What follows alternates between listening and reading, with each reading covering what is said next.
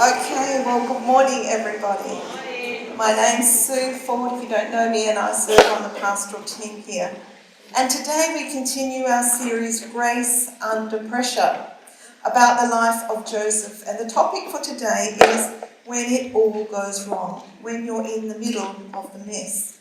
I was in a bit of a mess this morning when I turned up and got this contraption, this microphone on, and then Charles held up the little device that I had to clip somewhere, and I thought, I knew there was a reason I shouldn't have worn a dress today. So there was a solution found, but anyway. Of course, life doesn't always turn out the way we'd hoped or anticipated. We have dreams and hopes and expectations that fall apart or just unfold very, very differently than we'd imagined. Some people have a bucket list, a list of things they dream about fulfilling in their lifetime. But sometimes their experiences just don't match their expectations. Well, life for Joseph seemingly didn't go as he'd dreamed or anticipated either. Yet through all the circumstances, just as we sang, through it all, God was weaving his salvation story even when it all went wrong. We have three very short readings today from Genesis about three particular occasions in Joseph's life when everything went wrong. They spread across about 15 years of his life, so we'll be looking at quite a large part of Joseph's story and then see how it might apply to us. As we heard last week, Joseph is one of Jacob's 12 sons, his favourite son in a complicated family like so many families today. To show his love, he gets a very special ornamented robe, clearly a remarkable garment, an amazing technicolor dream coat according to Andrew Lloyd Webber's translation.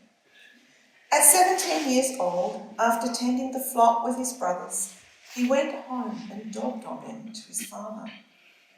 His being the obvious favourite and his characteristic telling of tales caused his brothers to become jealous and they hated him. Then, adding fuel to the fire, he had a dream, which in his naivety and self-focus, maybe caused by his parents' obsessive attention, he unwisely told his brothers, telling them that one day they'd bow down to him. Not the sort of dream you tell your older brothers. They hated him even more. Then Joseph had a second dream, which again he audaciously told his family, and even his father was put out this time. The day came when Jacob sent Joseph out on about a 100-kilometre trek to check on his brothers who were off grazing sheep. From afar, his brothers saw him coming. They noticed the familiar gait of their baby brother, and then noticed his shimmering, unmistakable robe, the magnificent robe they despised. They looked up with hatred. He was alone. This was their opportunity. Their hatred was so intense, one can imagine they'd spent hours around the campfire talking about him, and they quickly came up with a plan to kill him. His eldest brother Reuben didn't want to bear the guilt of his death, so quickly revised the plan. And so we have our first reading, Genesis 37, 23 to 24. So when Joseph came to his brothers, they stripped him of his robe, the ornate robe he was wearing, and they took him and threw him into the cistern. The cistern was empty. There was no water in it. Not the sort of welcome Joseph was hoping for. Joseph lay bruised and bleeding in the cistern as his brothers sat down to eat, probably the food Joseph had bought for them from their father. Words of his brothers later in the story helps us understand how Joseph felt at this time. We read later about words of his brothers. We saw the distress of his soul when he begged us and we did not listen. Instead, they laughed, joked and feasted as they listened to Joseph's cries and pleadings. This visit to check on his brothers all went terribly wrong. On this occasion, Joseph's teenage arrogance, his overconfidence, his brashness, His lack of tact, combined with the favouritism of his father, got him into hot water. He didn't deserve what he got, but he did play a part. Despite his contribution, Joseph had good reason to be angry, self-pitying, to seek revenge. He could easily have played the victim card. After all, he'd been affected by his father's polygamy and that yours, mine and ours parenting problem of mixed families. He'd been crippled by his father's unwise favouritism. He'd been excessively abused by his sinful brother's rage. And after all, God had given him the dreams. He was merely telling his brothers the truth. So the story goes on. The unexpected appearance of a caravan of Ishmaelites offered a solution, and Joseph found himself chained, probably on foot, walking the dusty roads on his way to Egypt as a slave, betrayed by his family who hated him, separated from his beloved father without even a goodbye, to become a slave in a strange and foreign land. It is now some years later, after being sold to Potiphar, an officer of Pharaoh in Egypt, Joseph is probably now in his mid-20s, a slave working in the home of a high official in the Egyptian courts. His self-assurance, moulded by pain and suffering, combined with a steadfast trust in his God in a land of idolatry, caused him to prosper. Despite having reason to be bitter and twisted and to blame God for giving him such dreams and then abandoning him, we read that Joseph made a different and remarkable choice as he shuffled through the dust to Egypt. He chose to trust God, and he worked hard at what he was assigned. He served with integrity. And we read in Genesis 39:2, God was with Joseph and gave him success in everything he did. So much so that his master even noticed that the Lord was with him, and so promoted him to the highest position in his household. The blessing of God was on everything he did. Alas, there was another who could not help but notice Joseph, but for other reasons: Potiphar's wife. We'll hear more about her next week, but suffice to say, she tried to seduce Joseph. His response was, how could I do such a wicked thing and sin against God, the God he loved and served even in his dilemma? Despite Joseph's best efforts, the day came when she caught him out, and again his robe got him in trouble. As he fled, he left his robe, which was used as evidence for a false accusation made by Mrs. Potiphar to her husband against who she called that Hebrew slave that tried to sleep with me. Potiphar burned with anger against Joseph. And so our second reading comes from Genesis 39, verse 20. Joseph's master took him and put him in prison, the place where the king's prisoners were confined. Few situations could be worse than an Egyptian prison in 1500 BC. Joseph is back in the pit, now a slave and a prisoner. But Joseph is no 17-year-old brattish younger brother. He'd done everything right this time. God is with him and honoured him in everything he did, we read. His character is refined. Did that keep him out of the pit? No. In fact, his honouring of God, his honouring his master, his doing the right thing, put him in the pit. What might have been his response?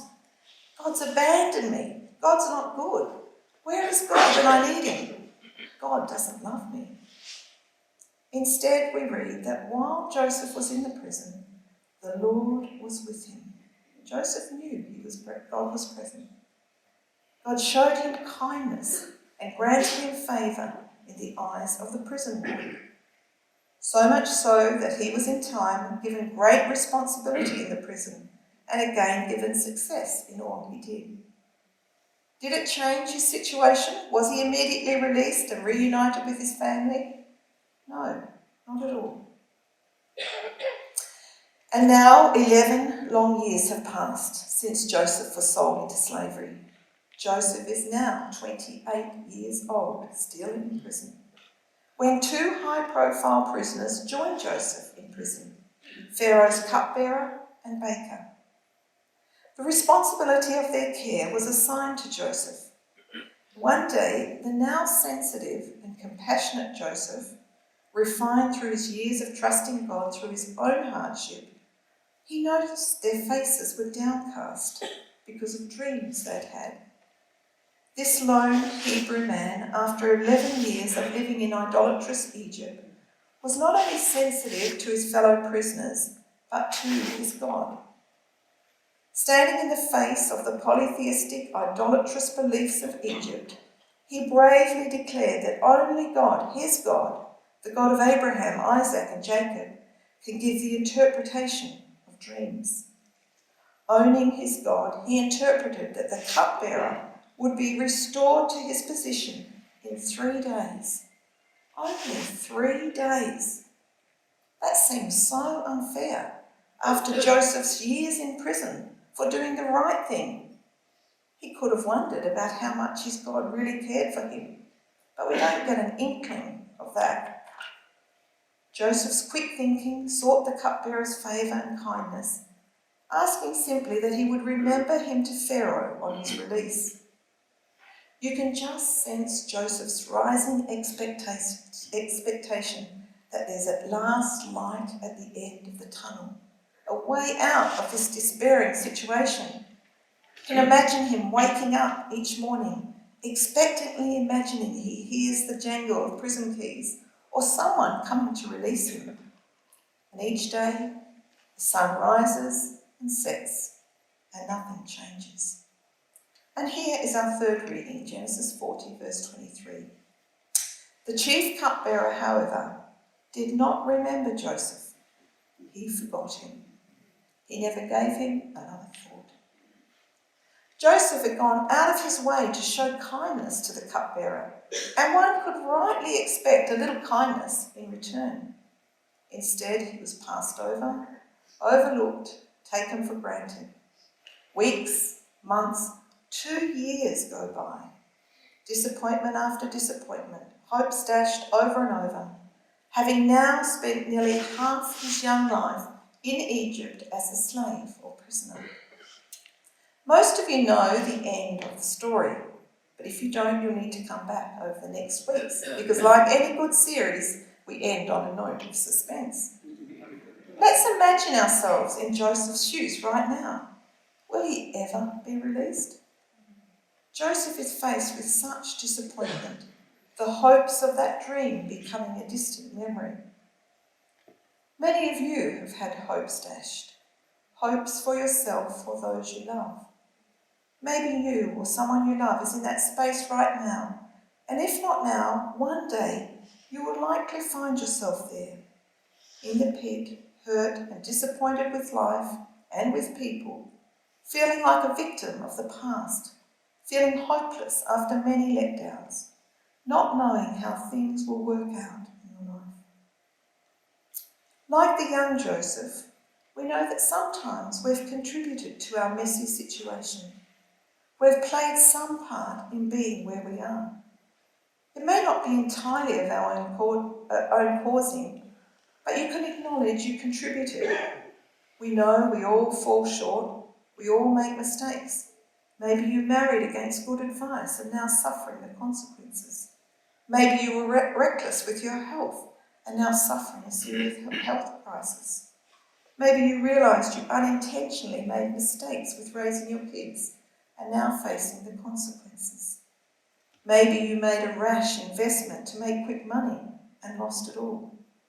Maybe you looked for a quick fix out of a problem and lied and cheated someone and now facing the results of that. Or maybe you're like the older Joseph, you've walked with God and you're suffering and being ostracised because of your honesty, because of your integrity and your right living. Because of your honesty, there's no promotion, there's no backhanded favour. You're discovering life can hold inequities and unfairness and even tragedy through no fault of yours, like so many suffering across our world because of COVID. Or maybe, like the near 30-year-old Joseph, you feel forgotten, overlooked, taken for granted. You've gone out of your way to show kindness and care and compassion to others, and yet you've been overlooked yourself. Life has seemingly all gone wrong. How did Joseph endure? How did he not become despairing? How did he not become bitter and vengeful and angry as he faced the prospect of his own mistakes, the prospects of being abandoned by his family, the prospect of dying in prison and being forever forgotten by the ones he helped? We're going to look at 3 things we can learn from the story today. 3 things we can do while we're in the pit, those times when it seemingly has all gone wrong in our lives, whether they're big things or small things. Firstly, we can be honest with God about how we feel. We don't really hear Joseph's lament to God, but we know that he was distressed and we know that God was with him. When we read God was with him and God blessed him, that's not a one-way stream. He obviously responded to that blessing in working with integrity. He listened to God to interpret the dream. Others noticed God was with him. So we can assume he talked with God and about God and poured his heart out to God as he walked that lonely road.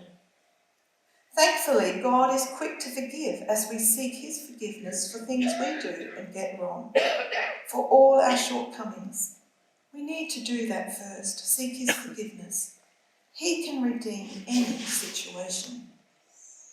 Then it's not wrong to be honest with how we feel to God. This is prayer.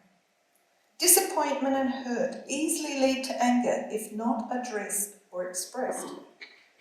Job's name is synonymous with suffering in his family, his health, with material possessions. Job questions God's fairness and goodness and love, and even despairs of his life. We read his words, "I am worn out calling for help. My throat is parched. My eyes fail, looking for my God." Job prefers to live with the paradox that God, my God, he says, is still there, even though all evidence points against him being there. The Psalms, especially the lament Psalms, don't rationalise anger away or give abstract advice about pain. They give voice to how we feel in the times when everything goes wrong. They contain, in the words of Philip Yancey, anguished journals of people who want to believe in a loving, gracious, faithful God, while the world keeps falling apart around them. Then we read in Psalms words such as, my God, why have you forsaken me? Why are you so far from saving me, so far from the words of my groaning?" And further on in Psalm 22, "I am a worm and not a man, scorned by men and despised by people. Dogs have surrounded me, a band of evil men has encircled me." Obviously, the psalmist is desperate. Jesus himself cried out these same words to his Father on the cross. My God, why have you forsaken me?" It gives us permission to ask, why, Lord? He understands our cry and knows how we feel anyway. Like Joseph, we may not get an adequate answer in the present, but we can nevertheless be honest and real with God. The undeserved suffering of Job, Joseph, and ourselves sometimes troubles us. To do right and get knocked down bewilders us. But the authors of the Lament Psalms cling to a belief in God's ultimate goodness, that things are not as they should be or as they will one day be, no matter how things appear in the present. Dan Allender, a Christian counsellor, says these words, "The person who hears your lament and far more bears your lament against them, as God does, paradoxically is someone you deeply, wildly trust. The voice of lament is oddly the shadow side of faith." So talk to God. Keep relating to God in your suffering when it all goes wrong. As you sit in his presence, I guarantee your perspective will begin to change and glimmers of hope will begin to shine, even though your situation may not yet change. Secondly, we can know that God is always working in our lives and in our world. Like with Joseph, life is full of ambiguous situations. And just because hardships hit doesn't mean God is not at work. With Joseph, we have the luxury of seeing this. The brothers who were planning to destroy Joseph's dream, we discover later, actually played a major part in fulfilling the dream.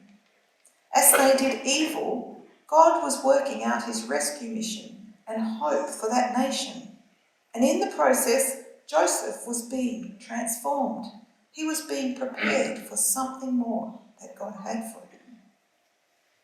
God works through all the ambiguity and unknowns, even in our mistakes, and is weaving redemption into all our stories as we submit to him.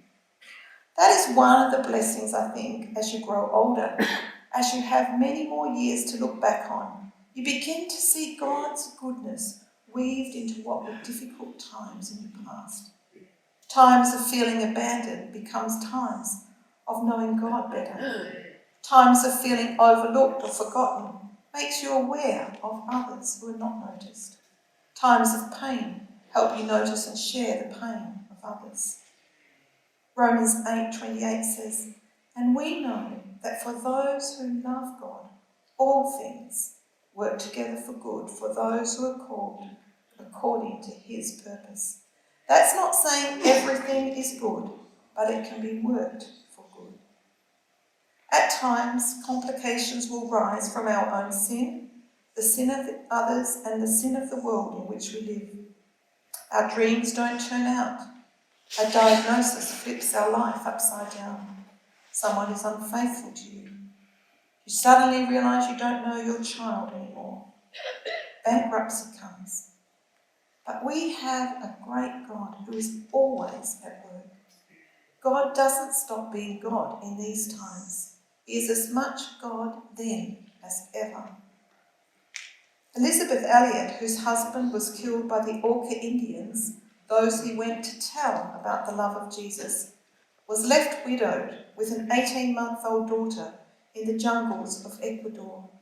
She says, "He, that is God, is not all we would ask for if we were honest. But it is precisely when we do not have what we ask for, and only then, that we can clearly perceive his all-sufficiency. It is when the sea is moonless that the Lord has become my light." Yes, God doesn't give us all the little things we ask for all the time, but he is our all-sufficiency. Let your disillusionment with people and life turn you to the goodness and faithfulness of the Lord. Throughout Joseph's life, he had learned this truth well. People will let you down, but God will never fail you. Let me tell you about this piece of art that I heard about recently. Mozambique was granted independence in 1975, and typically many groups were vying for control, such that between 1977 and 92 there was a bitter civil war with over 1 million people dying. Machine guns became part of everyday life.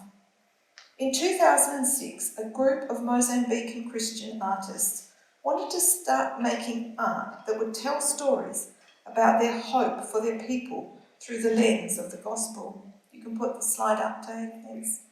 One piece stands in the British Museum today, a gigantic sculpture called the Tree of Life, alluding to the image of the Tree of Life in the book of Revelation.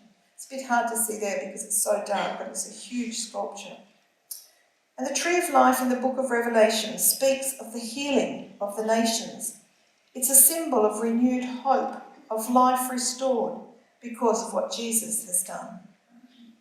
Amazingly, you can see in the small picture perhaps, it is made entirely of machine gun parts, machine guns that have been used in the war to kill people. This tells a story. Because of the gospel, there is hope. God is still at work. Yet this hope does not cancel out the tragedy, pain, suffering of sin in our world. Yet God, in his amazing grace, out of the tragedy, is able to weave a new story and make something beautiful. And we've heard that through Rebecca's story this morning. The cross is the great symbol of death, and yet to us, because of Jesus, it is the great symbol of life and hope. Just as God was weaving his redemptive plan, through Joseph's tragedy, so he is working his redeeming grace into our lives and our world through us. God's ways are not our ways, but he's still at work when it seemingly all goes wrong. Paul writes from his prison cell to the Christians in Philippi, "For it is God who works in you to will and to act in order to fulfill his good purpose." And the third thing we can do and learn from Joseph is trust in God. When there is no answer to our questions and no explanation, we are called to trust. We read 4 times in chapter 39, the Lord was with Joseph in the pit, in the prison, and in his being forgotten. God did not forget him. We are called to trust that God is with us, even when it doesn't feel like it. That is faith. Cling on to the tried and tested scriptures of those who have gone before you, like Isaiah when he says, "Fear not, for I am with you. Be not dismayed, for I am your God. I will strengthen you. I will help you. I will uphold you with my righteous right hand."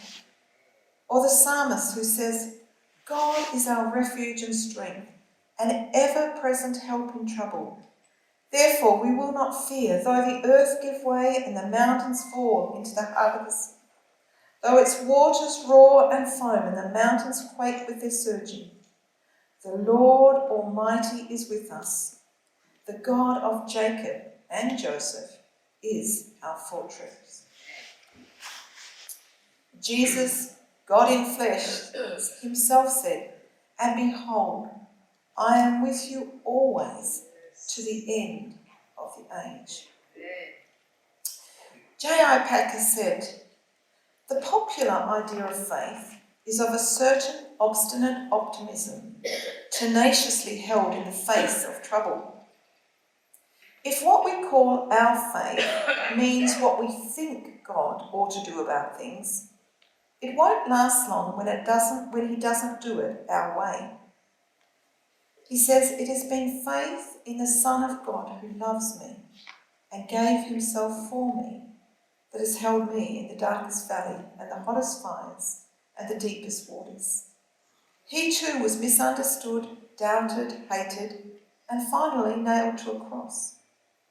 Put your trust in him, not in circumstances, dreams, programs, or plans, but in the God of Abraham, Isaac, Jacob, Joseph, Daniel, and many others." We don't yet know how our individual story will unfold, and as many of us know, even 24 hours can seem such a long time when we're in the pit. 86,400 long seconds that go ever so slowly at night time. As you lay awake wondering maybe where your child is, as you pray over a sick child, as you grieve a loved one, as you worry about some dilemma. But we do know whose greatest story we are part of, God's story of his redeeming grace. The eternal God, creator of heaven and earth, is working out his loving eternal purposes in this world, in your life and the life of those we love. Jesus came, died, he defeated death and rose again. He has sent his Spirit to be with us always as comforter, friend, companion.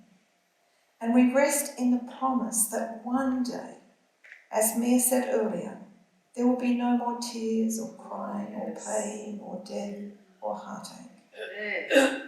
Again, Paul from his prison cell says, "And I am certain that God, who began the good work within you, will continue his work until it is finally finished on that day when Jesus Christ returns." When things go wrong in the middle of the mess, we have two choices. We can believe God is God, that he reigns, that he's in control and knows what he's doing, even though it makes no sense to us. Or believe he's not God and we're at the mercy of mere chance. So I leave you with this age-old scripture from Deuteronomy. "There is no one like the God of Jeshurun, that is the God of the Israelites, our God, who rides on the heavens to help you and on the clouds in his majesty. The eternal God is your refuge. The safe place is your hiding place, your sanctuary, your shelter, your haven, your stronghold. And underneath, that is underneath absolutely everything that comes your way, are the everlasting, eternal, strong, sure arms of our God. Here is our safe place." And let me encourage you to also find safe people to share the tough times with, to talk and pray with you, like a Connect group or MP3. If you want to pray or talk to a pastor, we're here. We want to help you. We want to walk the difficult roads with you. There are pastoral care cards at the info point if you want to fill them out, or come and speak to us.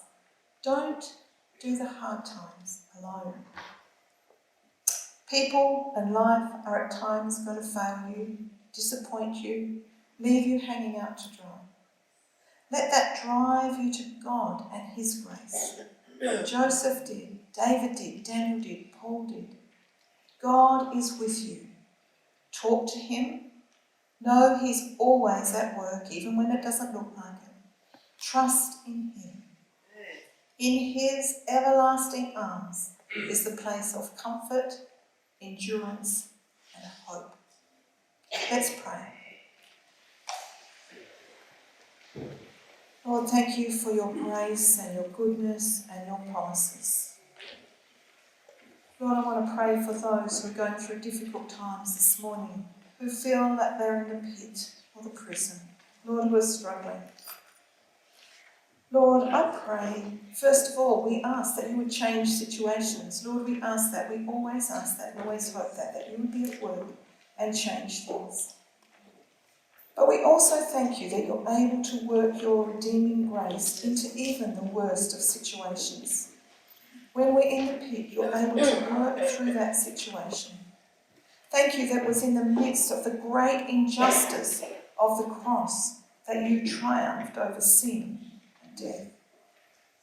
So in your love and grace, I pray that you would be present by your Spirit with everybody who's struggling here this morning, Lord. That you would offer your comfort, your strength, your hope, and your sustaining grace.